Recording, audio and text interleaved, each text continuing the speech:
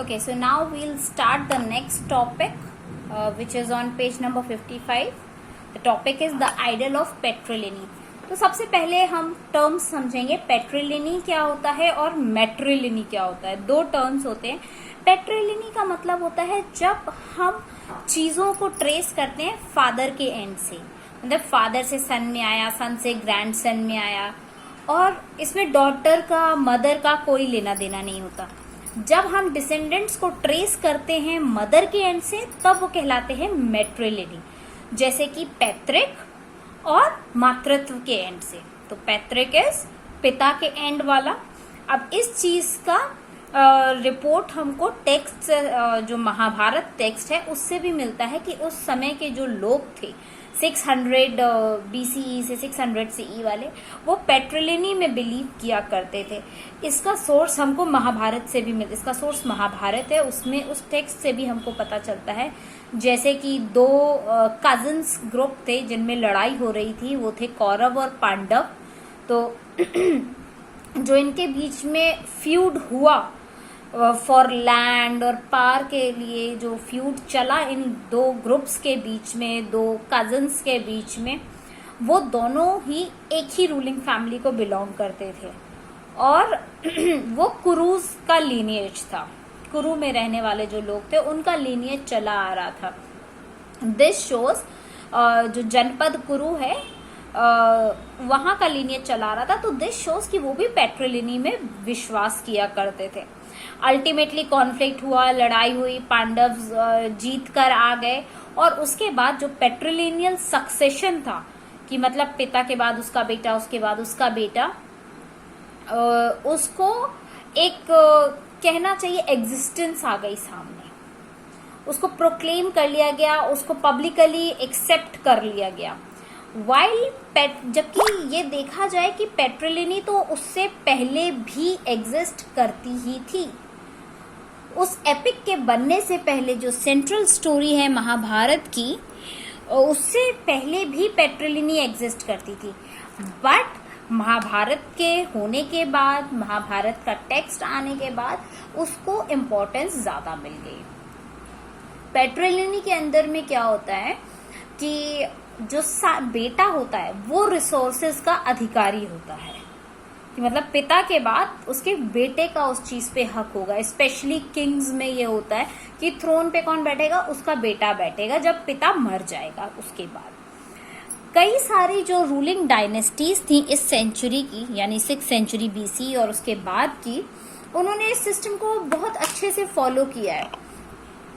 कुछ प्रैक्टिस में वेरिएशंस थे, जैसे कि कई बार कुछ लोगों के, कुछ राजाओं के बेटा नहीं हुआ.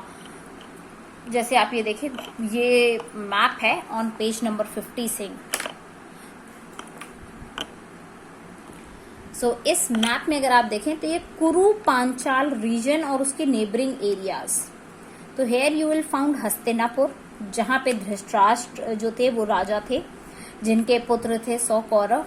फिर पांडव आए, ये पूरा कुरु साम्राज्य था.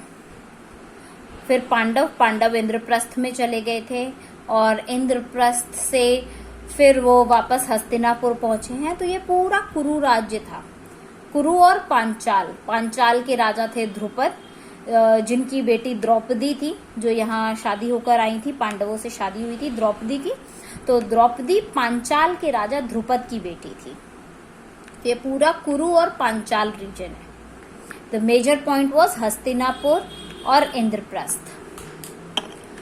सो where we were talking about कि उसके महाभारत के बाद भी कई सक्सेशंस तक कई डायनेस्टीज ने इस रूल को, पेट्रिलिनी को अपनाया, लेकिन विथ कुछ वेरिएशंस के साथ. और वो वेरिएशंस क्या थे?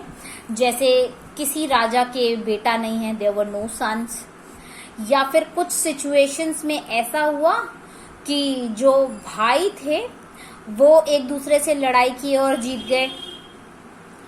कई बार ऐसा हुआ कि जो उनके ब्लड रिलेशन वाले थे उन्होंने थ्रोन के लिए लड़ाई कर दी, क्लेम कर दिया कि हमें राजा बनना चाहिए. और बहुत एक्सेप्शनल सर्कमस्टेंसेस भी हुए जहां पे औरतें राजा बनी. मतलब औरतों को पावर मिल गई, नॉट राजा बनी बट औरतों को पावर मिल गई। जैसे अभी हमने पिछले चैप्टर में एक एग्जाम्पल देखा था प्रभावती गुप्ता का, जिनको बहुत सारा प्रॉपर्टी दिया गया था। जब उनका शादी हुआ था तो उनके हाथ में बहुत प्रॉपर्टी था, ऑल्दो लेडीज के हाथ में प्रॉपर्टी नहीं दिया जाता था बट उनके कंट्रोल में काफी कुछ था। तो जो कंसर्न था पेट्रोलिनी का वो कोई यूनिक नहीं था रूलिंग फैमिलीज के लिए। It was not unique, it was being followed from very long time.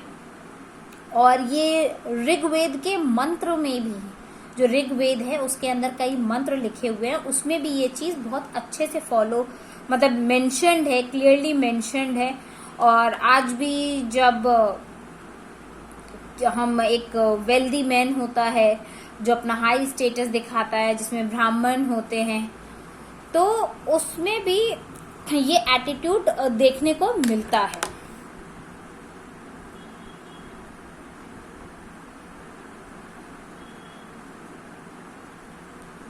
कि जो अमीर आदमी रहेगा या जो वेल्दी मैन रहेगा या जो ब्राह्मण रहेंगे, उनमें ये चीज देखने को मिलेगी कि जो अल्टीमेट जो ओनरशिप जाएगी वो बेटे को जाएगी। जैसे कि आप इसमें देख सकते हो नेक्स्ट जो हमारा ब्लॉक है that is producing fine sons. This is except from the Rigveda, जिसमें ये लिखा गया है, ये मेंशन किया गया है, जिसको प्रीस्ट लोग अधिकतर शादियों के टाइम पे इस रिचुअल को, इस मंत्र को गाते भी हैं हिंदू वेडिंग्स में कि I free her from here.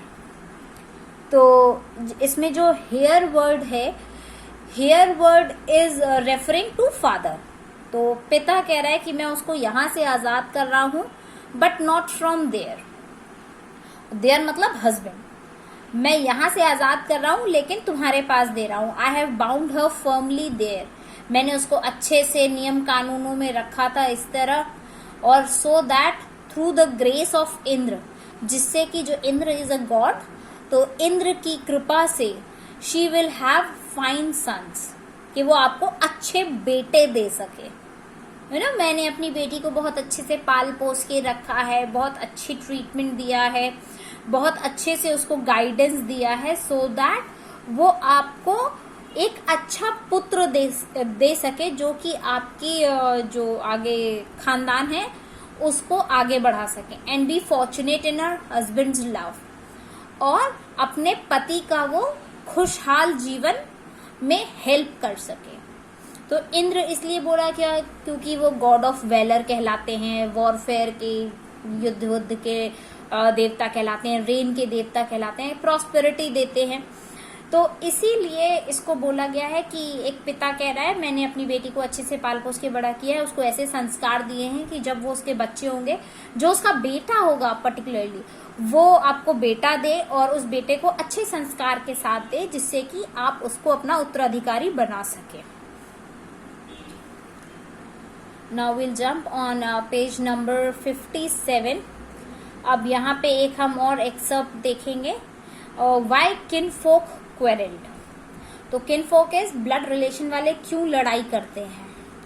तो ये एक एक्सर्प्ट लिया गया है आदि परवान से। आदि परवान एक लिटरली द फर्स्ट सेक्शन है, महाभारत का जो पहला सेक्शन है आदि परवान, उससे लिया गया है कि कॉन्फ्लिक्ट क्यों हुआ कौरव और पांडव के बीच में। तो किनफोक, वो तो ब्लड रिलेशन वाले थे ना, उनके बीच में लड़ाई नहीं होनी चाहिए थी, तो लड़ाई क्यों हुई। तो एक्चुअली कौरव जो थे वो धृतराष्ट्र के बच्चे थे, वो 100 थे और धृतराष्ट्र के बच्चे थे, और पांडव जो थे वो उनके कजिन्स थे। तो सबसे पहले 2 भाई हुए, धृतराष्ट्र और पांडु। धृतराष्ट्र बड़े थे लेकिन वो अंधे थे, वो देख नहीं सकते थे। तो क्योंकि वो डिसेबल्ड थे, अंधे थे, तो उनको राजा नहीं बनाया जा सकता था। तो इसीलिए उनके छोटे भाई पांडु को राजा बना दिया गया। अब जब पांडु को राजा बनाया गया तो पांडु की जो मृत्यु थी वो जल्दी हो गई, पांडु जल्दी मर गए। अब हस्तिनापुर की गद्दी पे पांडु बैठ गए, क्योंकि Dhritarashtra was not capable enough because he was not he was blind. तो पांडु को राजा बना दिया गया। लेकिन फिर धृतराष्ट्र की पहले ही वक्त से पहले मौत हो गई। तो अब उस समय धृतराष्ट्र के और पांडु के दोनों के ही बच्चे छोटे थे, तो बच्चों को तो राजगद्दी पे बैठाया नहीं जा सकता। तो अब बचे थे सिर्फ धृतराष्ट्र, तो धृतराष्ट्र को राजगद्दी सौंप दी गई कि आइडली तो बड़े बेटे की गद्दी होती है, धृतराष्ट्र को पहले ही मिलनी चाहिए थी, लेकिन क्योंकि वो ब्लाइंड था इसलिए पांडु को बनाया गया। जब पांडु मर गया तो वापस धृतराष्ट्र को तो बना नहीं था, बच्चे छोटे थे। अब धीमे धीमे करके जब ये बच्चे बड़े हुए तो जो हस्तिनापुर के फिर अगला राजा बनने की बात हुई कि अब युवराज कौन बनेगा, धृतराष्ट्र के बाद राजा कौन बनेगा। तो हस्तिनापुर की जो जनता थी वो ये चाह रही थी कि पांडवों को राज दिया जाए, क्योंकि वो पांडु के पुत्र हैं। Pandu was the first king, तो पांडु के बच्चों को राज दिया जाना चाहिए। हस्तिनापुर की जनता ऐसा चाह रही थी, लेकिन कौरव्स को ये चीज मंजूर नहीं हुई। दुर्योधन जो कि सबसे बड़ा था, कौरवों में सबसे बड़ा बेटा था दुर्योधन, तो दुर्योधन को ये चीज अच्छी नहीं लगी, उसको इससे जलन होने लगी। अब उसका जो सिंपल सा अप्रोच था वो ये था कि भाई मेरे पिता केपेबल नहीं थे तो आपने उनके भाई को बना दिया राजा। जब भाई मर गया तो वापस मेरे पिता राजा बने, तो मेरे पिता के बाद तो मेरा नंबर आता है ना राजा बनने का। पेट्रिलिनी के अकॉर्डिंग बाप के बाद बेटा राजा बनेगा। हाँ, अगर पांडु जिंदा होते, पांडु के बाद राजा बनना होता तो आप युधिष्ठिर को बना सकते थे। Yudhishthir was the eldest one among the Pandus, Pandu पुत्र पांडव्स। सो तब आप युधिष्ठिर को बना सकते थे, लेकिन अभी तो पांडु थ्रोन पर है ही नहीं। अभी तो मेरा पिता थ्रोन पर है, तो मेरे पिता के बाद तो मुझे राजा बनना चाहिए। आप किसी और के बेटे को कैसे बना सकते हो? That was his pain point, जिसपे वो जलन हो रही थी और सारी लड़ाइयां शुरू हुई थी। तो दुर्योधन की अप्रोच ये थी कि भाई अगर पांडव होते तो आप पांडु के बच्चों को बनाते, पेट्रिलिनी फॉलो करते, लेकिन अगर मेरे पिता है तो मेरे पिता के हिसाब से मुझे किंग बनना चाहिए अकॉर्डिंग टू द पेट्रिलिनी। सो इस पैसेज से ये क्लियरली समझ में आता है कि एक थॉट को दिमाग में लेकर ये लिखा गया होगा कि कॉन्फ्लिक्टिंग आइडियाज तो हर किसी के रहते थे, हर किसी की अपनी एक अप्रोच रहती थी, सोचा जाता था। हर किसी की अपनी एक सोच है कि किस चीज को फॉलो करना चाहिए according to be a king. जबकि पांडु के जो बच्चे थे, 5 पांडव, युधिष्ठिर, अर्जुन, भीम, नकुल, सहदेव, उनका कहना था कि हमारे भाई युधिष्ठिर को बनना चाहिए बिकॉज इनिशियली तो हमारे पापा किंग थे, हम छोटे थे इसीलिए हम उस टाइम नहीं बन पाए, तो अब हम केपेबल हैं, अब हमको राजा बनना चाहिए। तो दोनों ही तरफ कॉन्फ्लिक्ट्स थे, जिसकी वजह से ये सारी कुछ लड़ाइयां शुरू हुई। So different type of thoughts थे, लेकिन दोनों ही बिलीव करते थे पेट्रिलिनी के अंदर कि पेट्रिलिनी फॉलो की जानी चाहिए।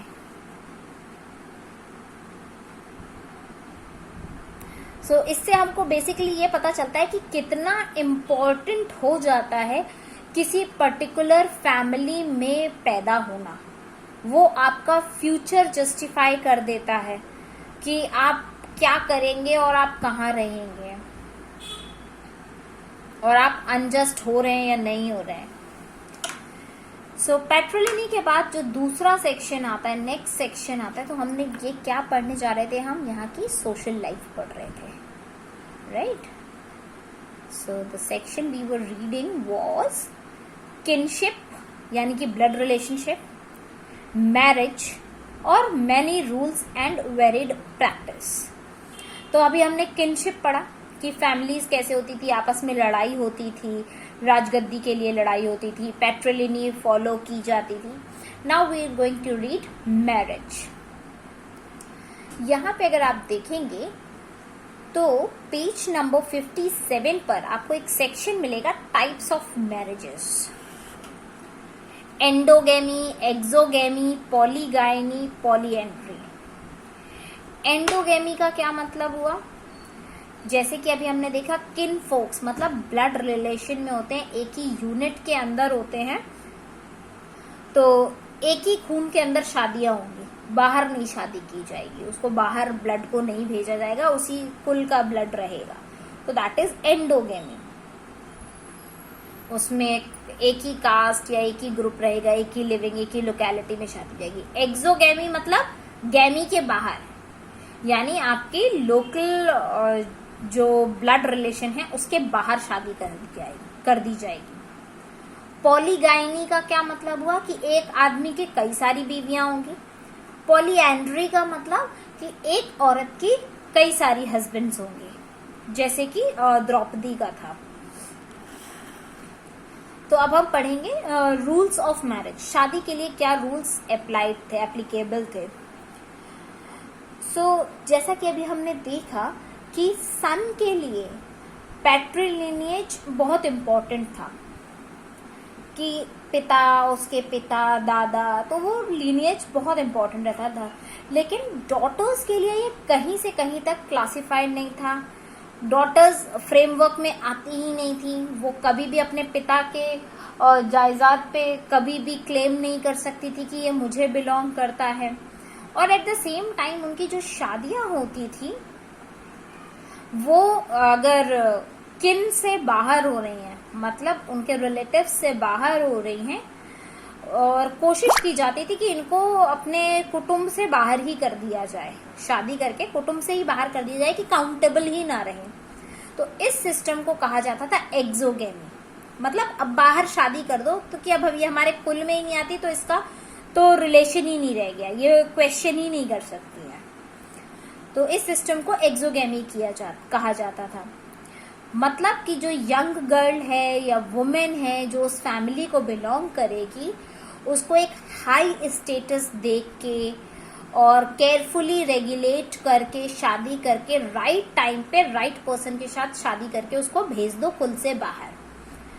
अब इस वजह से जो बिलीफ आया वो आया कन्यादान का, जिसका मतलब हो जाता था कन्यादान means the gift of daughter, कि मैं अपनी बेटी का बेटी एज अ गिफ्ट में आपको दे रहा हूं।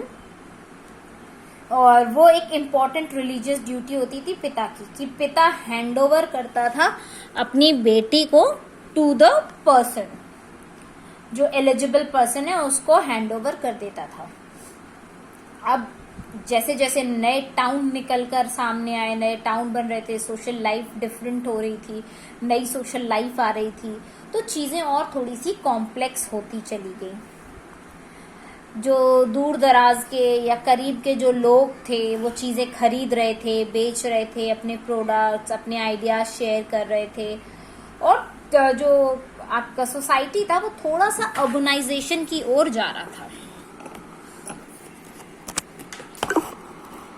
तो सोसाइटी का था कि वो अर्बनाइजेशन की ओर जा रहा था, धीमे धीमे लोग चीजों को समझने और अलग से देखने लग गए थे, जिसकी वजह से क्वेश्चंस शुरू हो गए। जो रिलीजियस बिलीफ चले आ रहे थे उनके ऊपर क्वेश्चंस करने लग गए, उनकी प्रैक्टिसेस के ऊपर क्वेश्चंस करने लगे कि ऐसा क्यों नहीं कर सकते।